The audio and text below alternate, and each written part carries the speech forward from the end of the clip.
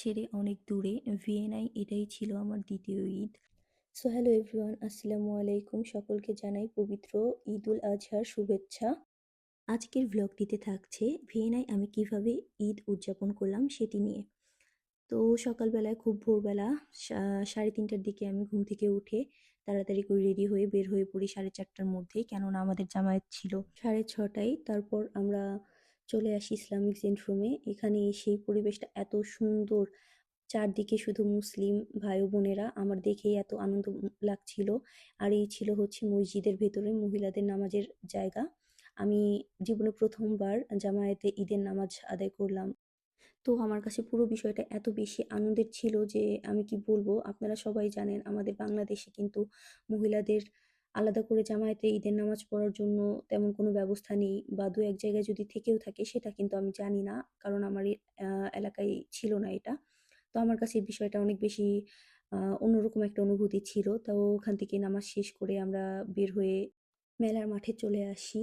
মেলার মাঠে যাওয়ার সময় এই তো এখানে পুরুষদের নামাজের জায়গাটা দেখছিলাম, যে সবাই নামাজের পার্টি গোছাচ্ছিল। তো এই যে ছিল হচ্ছে মেলার মাঠ। মেলার মাঠে কেবল হচ্ছে মেলা শুরু করলো। মানে নামাজ শেষ করে দোকানগুলো দেয়া শুরু করেছে। অনেকগুলো দোকান অলরেডি দিয়েও ফেলেছে। ওখানে অনেক খাবারের দোকান, চা, কফি, জামা কাপড়ের দোকান, সাথে মিষ্টির দোকানও ছিল। আমার কাছে মনে হচ্ছিল যেন ঈদের শেষে হচ্ছে বাংলাদেশে যে মেলাগুলো মানে আমরা ঘুরতাম ছোটবেলায়, সেই মেলাতেই চলে আসছি। এই তুর্কি দোকানটাতে অনেক রকমের মিষ্টি আইটেম ছিল। দেখেই মনে হচ্ছিল অনেক লোভনীয়। কিন্তু আসলে আমার কাছে অত বেশি মজা লাগে না ওদের মিষ্টি।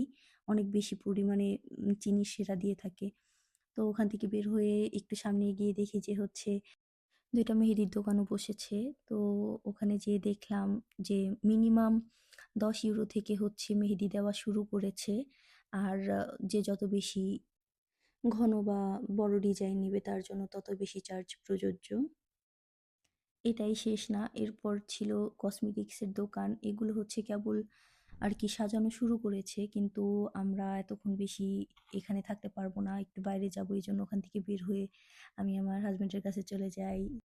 যেই কথা বলার কোনো সুযোগ না দিয়ে আগে সালাম করে বসি আর ঈদ সালামি আদায় করে নিই। সে এবারও আগেরবারের মতো আমাকে 50 ইউরো দিয়েছে, বলেছে আরেকটু বড় হলে তারপরে সালামি বাড়াবে, তার আগে এরকমই 50 করে দিতে থাকবে।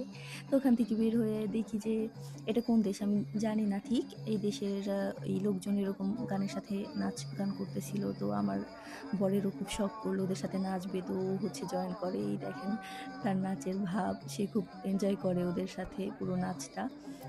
মানে পুরো পরিবেশটা এত সুন্দর ছিল, সবাই মানে মনেই হচ্ছিল যে ঈদের একটা ব্যাপার-স্যাপার।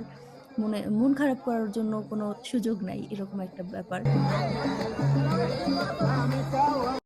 তো এভাবেই ঈদের দিন সকালে অনেক বেশি আনন্দ, হাসিখুশি আর মজার মাধ্যমে আমাদের ঈদের সকালটা শেষ হয়ে যায়। তো দেখা হচ্ছে পরের কোনো ভিডিওতে। টিল দেন টাটা, আল্লাহ হাফেজ, ঈদ মোবারক।